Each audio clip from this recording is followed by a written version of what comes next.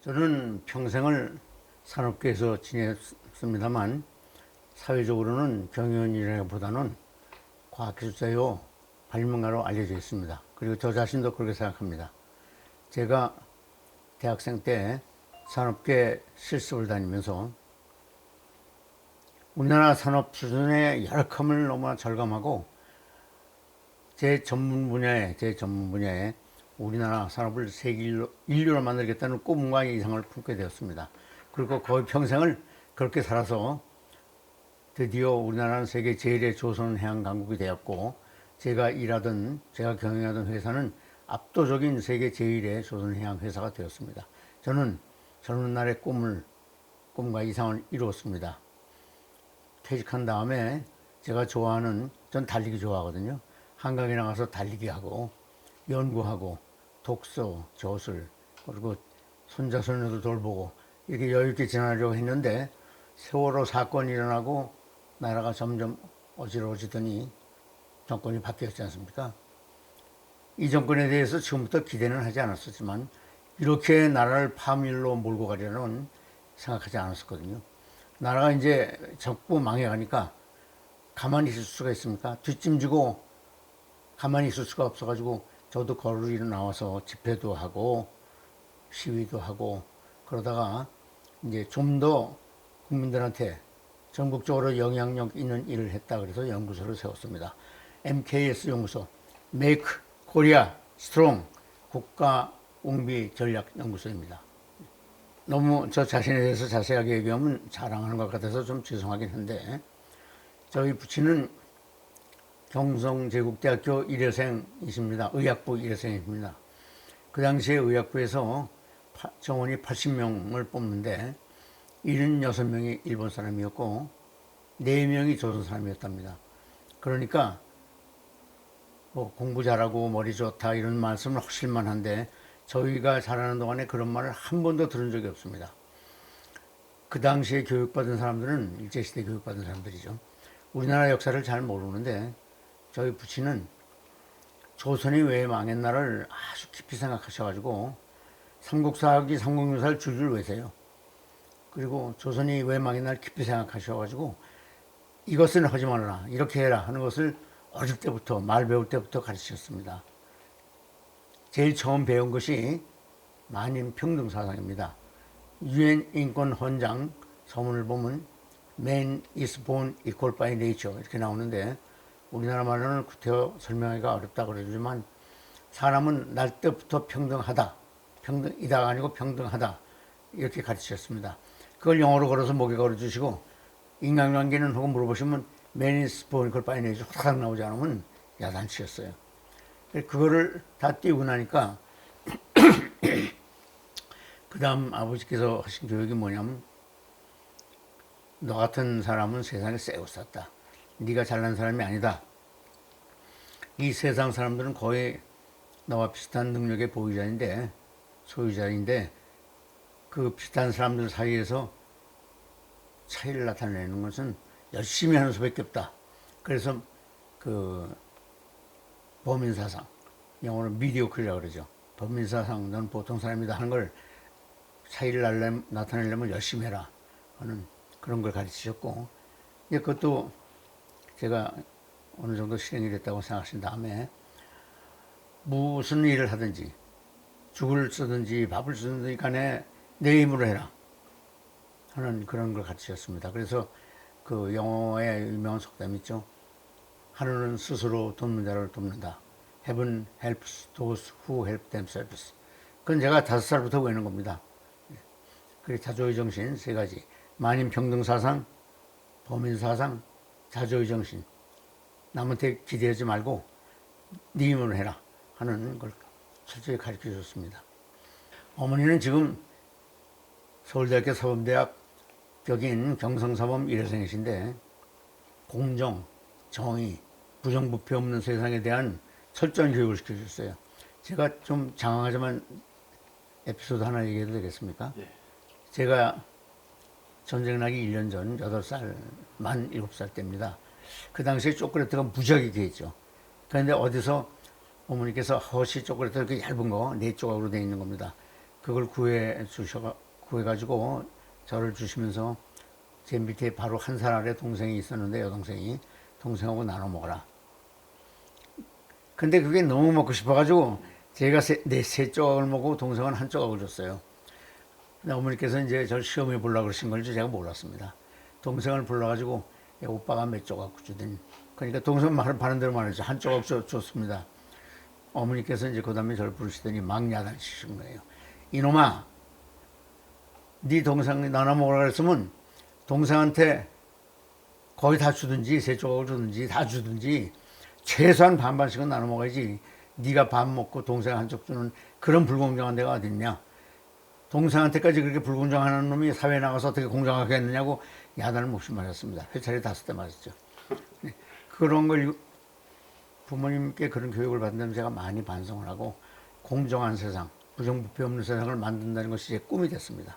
부모님과 어머님, 아버지와 어머니한테 그런 교육을 받으면서 자랐습니다.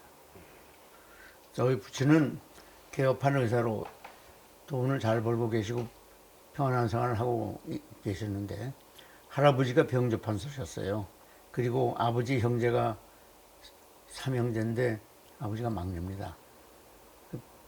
누구든지 자식 하나는 가업을 이어야 하는데 이루지 못했다. 나라도 군대를 가야겠다 그래가지고 전쟁 나기 3년 전에 의무관으로 군에 입대를 하셨습니다. 6.25 전쟁이 났죠. 아버지는 어떻게 됐는지는 모르고 저희들은 불안해가지고 27일 날 한강 근처에 고모가 사셨어요. 그래서 고모 집으로 피난을 갔거든요. 그리고 육군본부에 어렵게 그냥 전화를 하루 종일 해서 겨우 어떻게 통화가 돼가지고 어머니께서 아버지께 한강까지 피난을 왔는데 더 피난을 가랴. 그러니까 아버지께서 막 야단치셨어요. 지금 개성을 탄원하고 내일이면 평양까지 진격할 텐데 왜 피난을 가냐고. 그래서 거기서 그냥 잤습니다. 새벽 2시쯤 꽝 하는 소리가 나서 굉장히 놀랐는데 그게 한강다리 폭파하는 거였어요. 그 다음날 6월 28일 아침에 일어나 보니까 세상이 빨갱이산이 됐죠. 뭐 인민공화국 만사 깃발 들고 야단해서 그냥 할 수 없이 한강에서부터 터덜터덜 걸어가지고 도남동 집까지 이제 왔더니 집으로 오는 길에 창경원하고 서울대학교 의과대학 후문을 사이를 지나가야 합니다. 그 당시에는 거기 전차가 다녔는데 그냥 그 넓은 전차길 위에 국군 부상병 다 죽였어요. 시체가 그냥 널려 있어요. 그걸 밟을까봐 발을 갖다 듬성듬성 조심하면서 이렇게 시체를 보면서 집에 왔더니 집 대문 앞에 반동분자도 아니에요.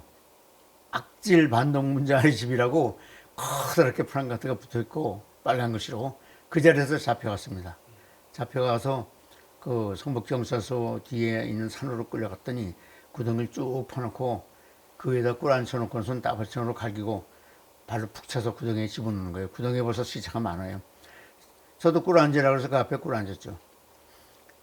따발총을 이렇게 드럭하더니 갈기려고 그러는데 어머니께서 그 인민군 넓적다리를 붙잡고서 그냥 막 애걸복걸하고 그러시면서 쟤네들이 잘하면 다 인민공화국에 큰 일을 할 텐데 동량인데 왜 죽이냐고, 죽이려면 날 죽이라고 막 그냥.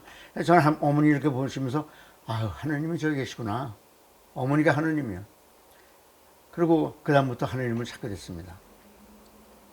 그게 이제 제일 먼저 죽을 급이죠.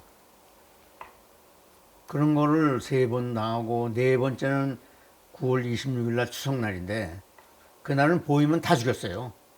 근데 대포알이 막 떨어지고 그러니까 겁이 나가지고 동네 산에 일본 사람이 파놓은 방공호가 있습니다. 그걸로 가다가 잡혀갔어요. 잡혀서 미아리에 있는 벽돌 창고에 갇혔는데 하느님께서 살리려고 그러셨는지 7째 창고에 갇혔습니다. 이놈들이 1번 창고부터 이렇게 죽여오다가 5번째 창고 가면 1번에 다시 차요. 그럼 7번까지 오질 않고 다시 돌아가요, 1번으로. 그러기를 몇 번 하다가 28일 날 새벽이 됐는데 조용해요. 그러더니 갑자기 쿵쿵쿵 발소리가 나요. 이렇게 보니까 인민군 장교가 뛰어들어오고 있어요. 그래서 어머니께서 저희들 이렇게 안고 야 이제는 죽었구나 하나님께 기도나 드리자 그러고 있는데 인민군 장교가 우리는 본 척도 않고 뭘 막 뒤져버리더니 뭘 찾아가지고서 나가다가 슬쩍 우리를 봤어요. 봤더니 우리한테로 와요. 어머니께서는 정말 죽었구나 하고 막 깨웠는데 의외로 문을 쳐고 동부들 아직도 여기 있어? 그러더니 문을 쳐고 열으면서 빨리들 가시고요 그래. 그래가지고 어머니께서 그 막 팔을 붙잡고 이런 고마울 때가 어딨냐고 남북 통일되면 은혜를 갚을 때니까 이름이라도 알려달라고 그랬더니 일 없으다래 없으다래 그러죠. 일 없으다래 하더니 팔을 팩 펴기시고 가버렸어요. 그래서 근데 막 탱크 소리가 나고 그래가지고 밖에 나와봤더니 새벽 4시인데 벌써 유엔군 탱크가 들어와요. 그래서 살았습니다. 그리고 제가 한 가지 드리고 싶은 말은 6.25가 나고 28일 날 서울이 함락됐지 않습니까? 빨갱이 들어와서 거리에 보이는 사람들은 막 잡아가요. 다 잡아가지고 몰고 다니면서 그 중에서 목회자들, 목사님들만 골라내요. 목사들만 골라내서 인민재판하죠. 막 몽둥이를 때려 죽이는데 저는 그냥 그거 쫓아다니면서 그걸 쭉 봤어요.